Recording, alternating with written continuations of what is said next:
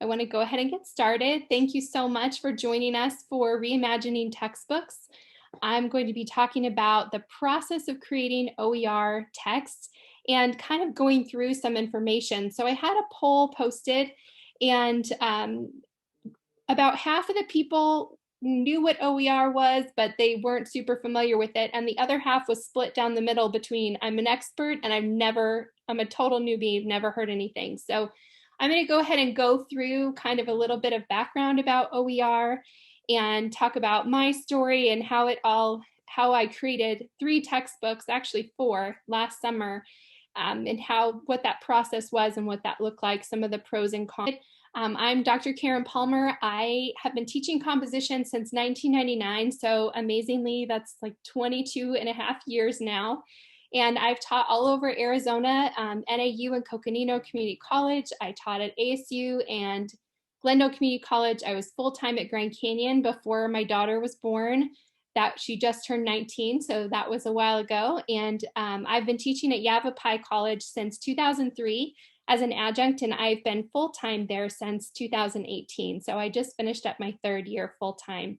So it's been a long journey. I've done a lot of teaching and, reading about composition and things like that. And over the years, one of the things that I realized, gosh, early in my teaching career, I had a little brown handbook from 1995 when I took composition. And one of the schools I taught for used the little brown handbook. And so this was 10 years later, and I looked at the two and they were exactly the same. Chapters were moved around, maybe some headings were changed, but the books were exactly the same. So for the last, over 10 years, I have been telling students buy the old version. So cost has always been important to me, but OER is kind of something that I've really learned about recently. So I want to take you all kind of through that. Okay, so one of the things that I do in my composition classes is I ask students to write an argument/proposal paper on a nonprofit that solves a problem in their community. And so the very first semester that I did this was 3 or 4 years ago. And at that time, when I do a writing project with my students in first year composition, I always try to come up with a topic of my own so I can follow through the process with them. And so the Yavapai College had just opened an on-campus food bank for students. So that was the topic that I chose. And as we went through researching that problem, food insecurity in college students, I learned a lot about this problem. And so you can see from this, the average college student is balancing education with career and family. And so this is kind of what happens. You have 49% of students couldn't afford to eat balanced meals. 50% were worried their food would run out before they got money to buy more. The food they bought didn't last. I mean, if you look at these numbers, this is huge. If students can't feed themselves, if they're not eating, that's a basic primary need that needs to be met before someone can learn something new. And so that was something that I really was really concerning to me. And so that kind of amplified that idea of how can I help students reduce their cost. Some interesting things, the pandemic has really amplified this problem for students. Higher education is a luxury. People are making decisions between can I buy food and can I buy my textbooks? A lot of people have been laid off. 18 to 24-year-olds have experienced some of the highest rates of unemployment. So not only do we have about a third of students experiencing food insecurity before the pandemic, now our college students are the highest group that has lost their jobs. So we have to assume that food insecurity has even expanded beyond that 1 in 3. And so if you look at this little chart here, hopefully you guys can see this pretty well. This is called the chart of the century, but it shows how costs have either gone down or gone up. So if you look at this little chart, you can see that college tuition and fees is way up here. It's almost, and textbooks are almost 200% higher than they were in 1998. So TVs are, less than half what they used to be. All of these other things, technology has gone down. And we can look right here is the hourly wages have gone up just over 80%. And yet our tuition and textbooks has gone up almost 200%. So we have this disparity between wages and cost, especially in higher education. So this is really important to understand as we think about textbooks in general, because this is an extra added cost. And I know that you all probably remember from your student days, you would buy a textbook at the beginning of the semester for $200, and then you try to get some money back at the end of the semester to buy your books for the next semester, and they'd give you $20 or something. And then they would resell that used textbook for $150 to the next person. And so, it's a huge cost. It's a really big cost, especially for folks who have the more expensive textbook. So if we look at what happens to students when their textbook costs are high, we have 64% of students don't even buy their textbooks, 43% take fewer courses, and 41% don't register. Okay, and then 23% drop a course. So at Yavapai, we look at our success rates at the end of the semester, and they start from the beginning of the semester and go to the end. And they're wanting us to be around 75% success rate. Well, if 23% are dropping the class just because they can't afford the textbook, that already drops your success rate way down. So this is it has a really huge impact on everybody, on students and on the whole system, because our whole goal is to help students be successful and get to their careers. And if the cost of the textbook is keeping them from doing that, that is a really big problem. So interestingly, let's see, a third of students use their financial aid to pay for their textbooks.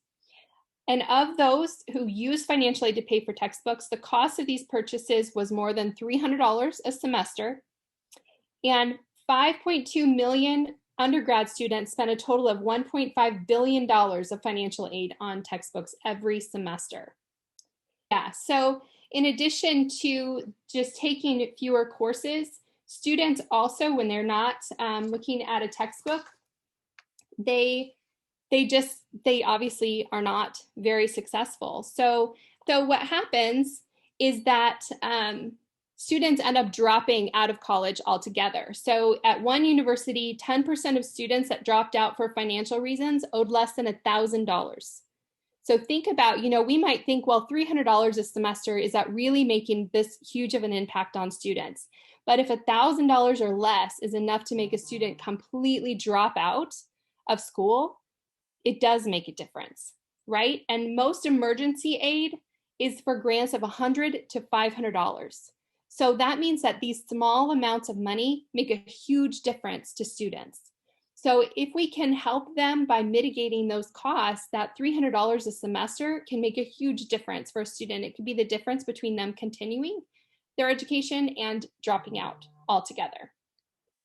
Here is the solution: OER textbooks, or it's one solution. So I really like this quote. For most of my students, the most significant factor in what kind of textbook they buy, or if they buy one at all, is expense. Most of my students come from backgrounds of modest to average economic means, so expense is a real concern. Because I believe that reading the textbook is vital to student success, I will choose the cheapest option, even if I don't think it's the best one. If I could find open access material of good quality that was available in a discrete, downloadable format, I would be very interested in using it. And I think this is common. I think for faculty, we want our students to succeed. We know that the text is important, but we also know that a lot of our students can't afford that text. So figuring out a way to have cheaper materials so that our students can succeed, that's something that we're all really willing to do. So like I said, I started doing that a long time ago, telling my students, hey, just buy the old edition. Then we went to an online textbook with McGraw-Hill using Connect. And I told them, just do the digital edition. And I used it the same text for 2 courses that stacked. So I used them for an English 100, developmental education composition course, and then for English 101. And most of my students would continue with me from 100 to 101. And so they paid $25 a semester, went all together, because the online access was only $55. And since they got 2 weeks for free, their financial aid could kick in and they could use it. But it was still, I still had some students that they would never get that access. They couldn't even afford the $55. And so when Yavapai College started talking about OER back in fall of 2019 and really made it an initiative, this is something that I said, okay, I'm going to take a look at this and see if it's something that I can do to help reduce costs for my students and help my students. Of course, one of my concerns was that quality issue. I wanted the textbook to be quality for my students. Okay, so let's just do a quick overview of what OER is. Just for those of you who might be in the, I have no idea what you're talking about camp. So OER stands for Open Educational Materials. And they are materials that are freely available to students, educators, and the general public, and they're openly licensed so others can adopt or reuse that material for their own purposes. So if you look at the different levels here, you have works that are in the public domain. So that's like Gutenberg, right?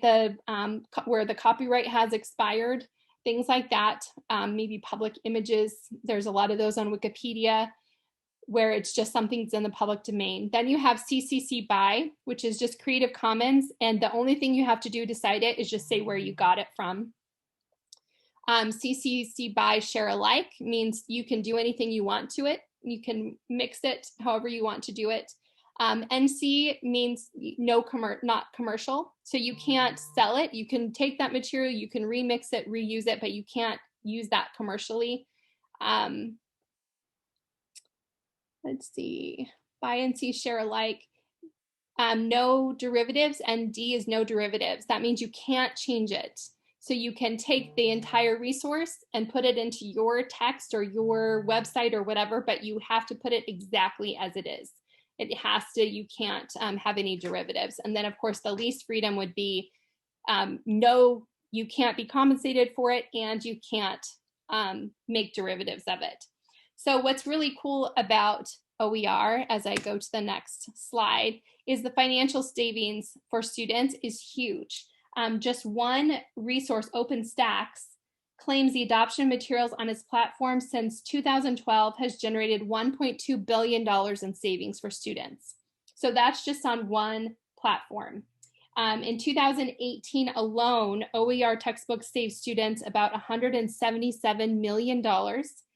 And replacing one textbook with an open text for every undergraduate student in the US would save over $1 billion a year. That is huge. Student success impact. So we have increased student success. So because they are using their textbook because it's free, withdrawal rates decreased for classes using OER. And in a 2018 study, student users of OER text had improved academic performance, like higher pass rates and lower failing withdrawal rates when compared to folks using a traditional textbook for the same kind of course. What's interesting is this is especially true for students who have financial issues already. So for historically underserved populations, OER textbooks are even more beneficial. So here is a little chart that shows the average GPA for OER users. And so the blue is Pell Grant recipients. So you can see that the GPA is 11% higher. Here for white students, it's about 7%, but for the underserved students, 13%. For full-time students, it changes at about 3%, but for part-time students, 28%. So we're looking at Pell Grant folks, underserved students, and part-time students, and you can see that it makes a huge difference on their GPA to have that OER textbook. So that's showing us that these students are probably not buying the text. They're choosing not to buy the text because they can't. And so when the text is free, they're actually able to access the information to be successful for the courses. So historically, underserved populations using OER had the 13.13 increase in GPA, but they also had a 10% decline in their drop and withdrawal rates. So not only does it increase their GPA, but it also decreases their rate of withdrawing from classes. So that's a really big point. So, okay, so there are some challenges to OER. One of the challenges, like I said, is quality. I was really worried about the quality of the resource for my students because, you know, a textbook company is going to hire a lot of people. They're going to hire a team. They're going to spend a lot of time to develop this wonderful textbook. And so OER, because it's free, you're not getting paid for creating OER work, right? It's just out there and anybody can use it. And so there's a lot of really good quality stuff out there, and there's some stuff that's not. So when I first started looking at some of the more popular resources, I found textbooks that had a chapter with one sentence. I found texts with editing errors throughout. So that's one challenge. Another challenge is just that some materials don't meet your needs. So as a composition instructor for 22 years, I've taught some similar assignments through that whole time, you know, refining them as I go. And so if I get a new textbook handed to me, the first thing I do is go see, okay, how can this textbook help me teach these concepts to meet the learning outcomes and all of those things? And so some of the materials that were decent didn't teach the concepts that I taught in my class. There was a mismatch between them. And so that can be an issue. And then for other texts, there's just no OER material available. So I teach composition. I also teach an intro to rhetoric class, and I teach a women in literature class. And I could not find a women in literature OER text at all, or a complete rhetoric text at all that was OER. So there were just, materials weren't available. There were bits and pieces, but the materials just weren't available as a whole. So that can create an issue to adopting OER, because obviously the easiest thing would be to find someone else's textbook, say this works, and just adopt it, just like you would adopt any other text. But if you can't find one that's quality, that meets your standards for quality, that meets your needs, or you can't find anything at all, then obviously it's a little bit more difficult to adopt the OER text. So what I ended up doing is I kind of was in all of these different situations. Either the material wasn't very good quality, or it didn't meet my needs, or it just wasn't there at all. And so I thought, okay, now what am I going to do? And I decided I'm just going to create my own textbook. And this sounds a little crazy, but I want to show you guys. I'm going to stop sharing for just a second. Way back when I was teaching at Grand Canyon years ago, I was seeing some things that were coming up in my students, and I said, okay, this textbook is not addressing these needs. I want to do something different. And so I came up with a whole bunch of articles that I wanted students to read that corresponded with some different assignments that I wanted them to do, just to kind of increase their critical thinking skills.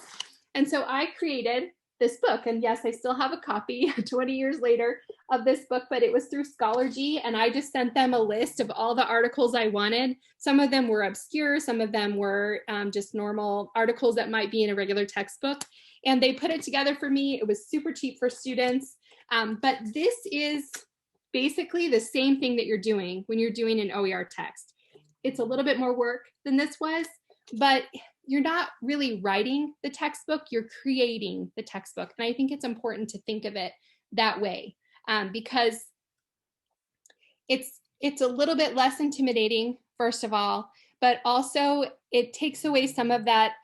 That's how, you know, we reimagine what it means to be an author when we're talking about OER.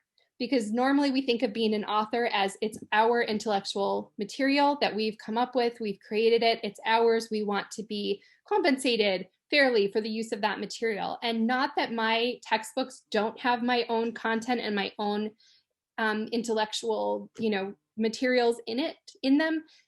Most of them are curated. So I've just pulled them together. So like my name is on this text. It says Academic Writing, English 101, Karen Palmer, okay? So my name's on it, but I didn't write this material. I just put it together. So it's almost like I'm the editor and not the author. And so I think that's kind of how you have to reimagine yourself as an author of an OER textbook. So when you're creating a text, it's kind of like designing a course. You have to start with your course outcomes. And actually, I'm going to go back to sharing my screen here. Okay. So these are some of the texts, 3 of them that I created. The Worry-Free Writer is my composition textbook. It spans English 101 and 102. Diving into Rhetoric is my rhetoric, my intro to rhetoric text. And Say Her Name is my women in literature textbook. So these are the 3 books. And then I also worked with a colleague and we created a YC writing handbook. So it was branded for Yavapai College. It's called the Rough Writer's Guide. So our mascot is the Rough Rider, and we called it the Rough Writer's Guide. Yeah, we're super clever English people. But anyway, so that was the 4th one. And we did all of this last summer, or I did all of this last summer. So this is how I spent my last summer, was creating these textbooks. So I basically started with an outline, the things that need to be done. Then I did some research to see what materials were out there, started adding those materials to my outline, revised everything to pull it all together, and then added some visuals and some videos and things like that. So I'm going to go through each of these steps with you all, and we'll see how this goes. Okay, so the first thing is the outline. So what I want to do is, let's see if this will let me go to this link. I think it does, but I don't think it lets you see the link. So let me reshare. Okay, so here is the Diving into Rhetoric textbook, and I use the Pressbooks platform, which I'll talk about in a little bit, but just scrolling down to the table of contents, you can see how I outlined this text. So I have each of the sections, and each of these sections correspond to the 3 modules in my course. So the first module is looking at the history of rhetoric. The second module is looking at how people use rhetoric in communication and analyzing communication. And then the final piece is composing a rhetorical argument. So those are the 3 parts of the course. And just some background on this class. I actually took this class and taught this class at NAU. So at Yavapai College, most of our English students transfer to NAU. And we did not have, this is a basic course required in the first 2 years of an English major program for NAU. And we didn't have this class. So we created this class, a colleague who also had taught the course at NAU, and they changed the outcomes on us right when we were in the middle of creating our course. So in order to have this course transfer directly to NAU the way we planned for it to, I had to incorporate the content that they now used in their class. So back when I took it, we had a little bit of ancient rhetoric, and the rest was all about the rhetorical appeals and things like that. They've added in 1 textbook about the history of rhetoric. They had another textbook with the rhetoric of communication, analyzing rhetoric, and then they had another textbook on writing. So it was a lot. It would have cost students over $200 if I used those same books. So this was another incentive for me to create this book. So anyways, that is how I created the outline. And then if I click through here, you can see that I've broken down these topics even further. The rhetorical appeals, we have ethos, pathos, logos, kairos. So all of these things are broken down. And so because I had this platform to use, I just entered these in as chapters and as sections, headings in my chapters. And then that's when I went and said, okay, this is the content I need. This is my course. These are my outcomes. These are my assignments. This is the reading that I need to meet these outcomes. And so this is the outline that I need. This is the content that I need for this course. And that became my outline. Okay, so I'm going to go back to the PowerPoint again. Okay, so after the outline, you have to go do research. Okay, so these are just some of the available resources There's the Open Textbook Library, OpenStax, BC Campus, SUNY has open textbooks. There's the OER Commons, Project Gutenberg. Those are all things in the public domain, which is fantastic because you can do whatever you want with them and you don't even have to cite it because it's in the public domain. You know, it's fun to use those things when you need literature.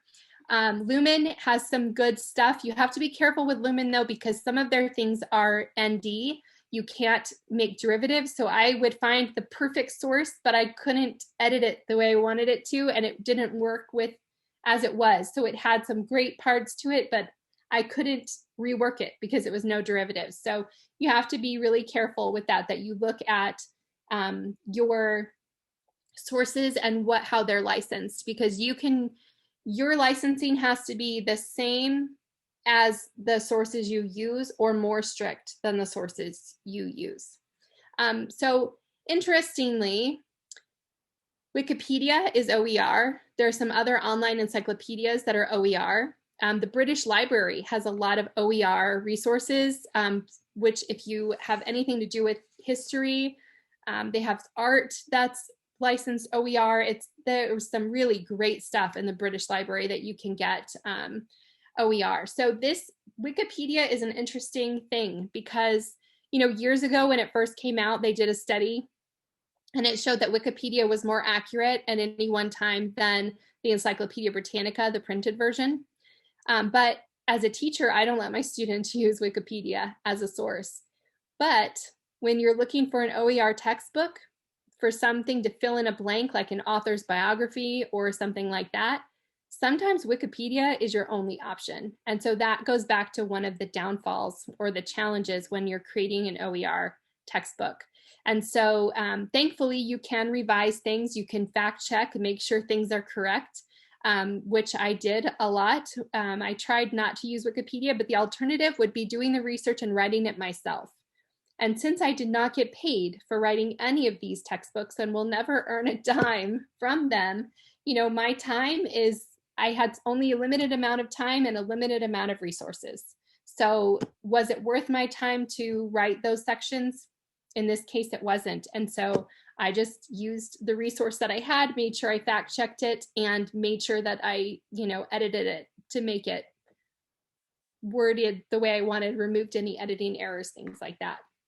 And Wikipedia is actually an example of one of the benefits of OER, which we'll get to at the very end, which is that students can all work to create resources that can then be used moving forward. And so Wikipedia is basically, that's what it is. It's really a great example of kind of one of the benefits of OER.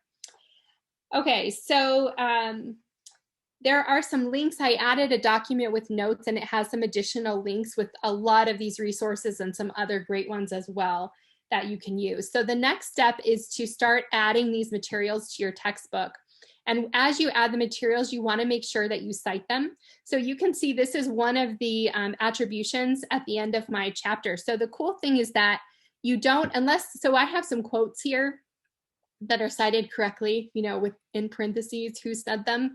And so those are cited down here as a citation would be. But any content that you pull from an OER source, these are all Creative Commons resources. They're all mixed together and reworked and edited to meet my purposes. So as long as I show where that content was adapted from, I'm good.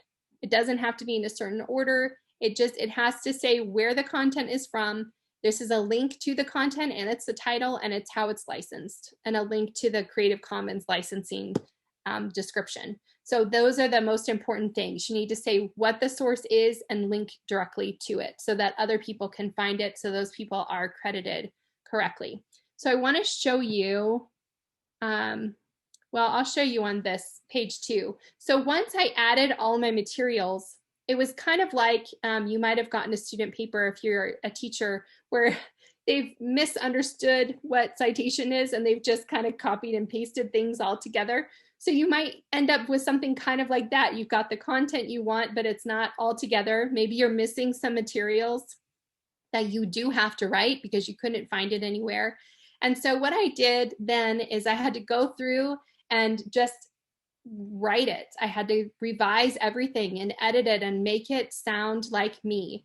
And one of the biggest compliments I got from one of the students I've had multiple times is she said, I can hear your voice. Everything I read in this book, I can hear your voice. So that told me that I'd succeeded, that I'd taken these materials, made them my own, and added my voice to it so that students could hear my voice and they were getting what I wanted out of it. Everything flowed together. And then you can add visuals as well. So let me do a new share here so I can show you all. So this was from the rhetoric book. So here is another textbook that I have. This is my composition book. So I just want to show you how I have, all of these. I have text, and then I have some different exercises. So these are some of the things you can add into an OER text. And these exercises are actually interactive. So students can type in the answers to this. This is my summary. They can type in the answers here, and then they can get an exported document that they can submit for my class. So if I tell them I want you to do this exercise in the textbook, they can do it right here. So they can refer back up to all the directions and the examples if there's examples, and then they can submit it in Canvas in my class. I usually add videos because we have students who need different types of materials in order to be able to understand something. So I try to put in some different voices, some different ideas through videos. I'll use images a lot, but all of those things kind of help pull everything together. And you can see how, especially in literature, it's fun to be able to have actual authors reading their work, reciting their poetry, talking about themselves and their lives. It really just adds this great, great feeling to the textbook. Students can really interact with it instead of just reading for information and not comprehending. They can interact with it, and it really just helps it to make sense to them. So that is how I put everything together. There's another worksheet. This one is a little bit more involved, but again, it just pops something out for them to be able to use. And then you can see the attributions here. Some of the content I created myself, especially in this composition textbook, a lot of it was just my lectures from years past, different things that I've written for students over the last 22 years that I was able to put in. Another book, my Women in Literature course, my PhD is in Women's Studies. And so actually pieces of my dissertation are in that textbook. And I did put an ND on those just because it's my dissertation and I don't care if people, I guess, use it, but I don't want them to change my words in that. But there is some of that in my text as well, where I did think it was important enough for me to write something, or I just couldn't find the information anywhere. Let me go back to here. Okay, so when you go to publish, you can just put everything in a Word document. Of course, then students can edit it, which is not super great. You can do a PDF file. That's great. The downfall of these two options is that you can't edit them. Once a student downloads it, they've got that copy. So the nice thing is there's some interactive PDFs, and there are some great platforms where you can create an interactive PDF, give students the link, and then you can edit it in real time. So if you find another source that works better, or there's something that needs to be updated, you can do it just like that, and instantly students have all of the updates. Pressbooks is another example of that, and I actually want to show you, whoops. I want to show you an example of that, of what this can do. But Pressbooks lets you actually publish your work. So like I said, you don't get paid for creating these texts, at least I didn't, and you're sharing them with everyone for free. So it's not like you're going to get royalties down the road. So the value is really intrinsic. It's something that's inside of you. You have that sense of accomplishment. You have that idea of knowing that you're making a difference on a much larger scale than you could just in your classroom. I know that other folks could use my textbook, and then they could more and more and more students. It's a scalable benefit that is really, really awesome for me to know that So many students can benefit from this. In fact, my courses are the shells at my college. So all of our adjuncts use my course, which means all of their students get to have a free textbook. Several of my dual enrollment instructors this year used this textbook in my class. So all of those students didn't have to buy a book. So it just has, you know, multiple benefits. And since this is a really important issue for me, helping students be successful and saving them money and all of those things, this is huge. But one of the cool things that you can do with Pressbooks, if you haven't, they publish your book on their website, but for schools, if your school adopts it, you can actually go to one of these sites. Let's see if I can show you this. Let's see. Let's see if I can just search for it this way.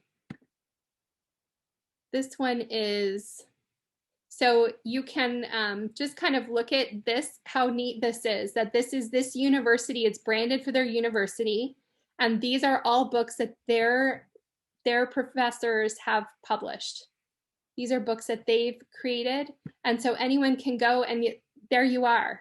You know, you are published in a way. So you may not be benefiting from it monetarily, but you have that recognition and you could say, hey, look, I did create this textbook and I'm making a difference for students. Let me go back to that PowerPoint again. And we'll just wrap up and then I'll check and see what questions we have. So some of the benefits, integrating into Canvas, you can insert the content directly into Canvas. You can just create pages for content or add PDF files for chapters. If you're creating pages, then you can update those. But if you're adding PDF files that has that negative thing that you'd have to, you can only edit the file and add a new file. Students who already have it can't fix it. You can link directly to texts that are online. With Pressbooks, you can add a link in your Canvas navigation and it loads the book right in Canvas for you, which is really a cool benefit. And I don't have time to share that with you, but if you are interested, you can send me an email or put your name in the chat with your email and I can show you, I can send you access to a course that I've shared on Canvas outside of my institution so you can take a look. So benefits, again, free or low cost for students. Students can access that content immediately. There's no barrier to entry for students. You can update your text at any time with the latest version for everyone to access. So everyone who has access has the latest version. You can choose the content you want to use. I don't know how many times I've needed students to buy a textbook and we only used half the textbook. And so that's something that you can choose the content. There's no wasted space in that textbook. So students feel like they're really getting their value. I mean, it's free for them, but they feel like, oh, I've actually used this textbook. This is really good. Student-driven learning. And that's that Wikipedia kind of effect where students can all add to a source and create content themselves. And then lifelong learning. Since these books, my textbooks are online, that means students can go back 5 years from now and say, you know what, I remember Mrs. Palmer talked about this in that class. So I'm going to go back and find it. And there it is for them. They don't have to cart around a big textbook or anything like that. So I just want to leave you with this quote. In such unprecedented times, faculty need to reconsider the financial consequences of their course material choices and act with more compassion. One of the best ways they can positively and tangibly impact their students is to make the switch to OER resources as soon as possible. Are there particular sites that you like for like the English reading field? So for English, Lumen has some good resources, but I kind of looked all around and looked to find where, because, you know, there's different things that we are looking for. We know what we want. And so we want to find that resource that will work. And so I would do a lot of Google searches too, just OER or Creative Commons, and then in quotation marks, what I was looking for. And then you can kind of find what you want. But there's a link in the outline that I uploaded to a site that has all kinds of different resources, and it gives some more in-depth as to what kinds of things are where. But I found a lot of my material in surprising sources or surprising places. Like my ancient rhetoric, BYU has a site that they've had up forever that's OER, and it has all of these rhetorical devices and rhetorical examples and all of these things that was it's such a helpful resource. And I was able to use that for part of my rhetoric textbook. So that was not something that would have been linked from anywhere. I just stumbled across it. So some of the best resources I found were things that I just stumbled across. Oh, somebody just asked if any of your students have contributed to a book. You know, I am working on that. So both in my rhetoric class and in my women in literature class, I have an assignment in there where they're defining terms. And so I have them choose a term and define it and provide an example. And so once those are all filled out and all the terms are identified and defined and they have examples, then I'm going to pull that and use that. So that will become an OER resource. But I hope that you learned something. I hope if you're not using OER, you'll consider it. I know that I was a little bit reluctant at first, but it has been so rewarding. It's been a great process. My students really enjoy it. And I think that it's a really worthwhile thing to do. All right. Thank you, everybody. Enjoy the rest of the conference.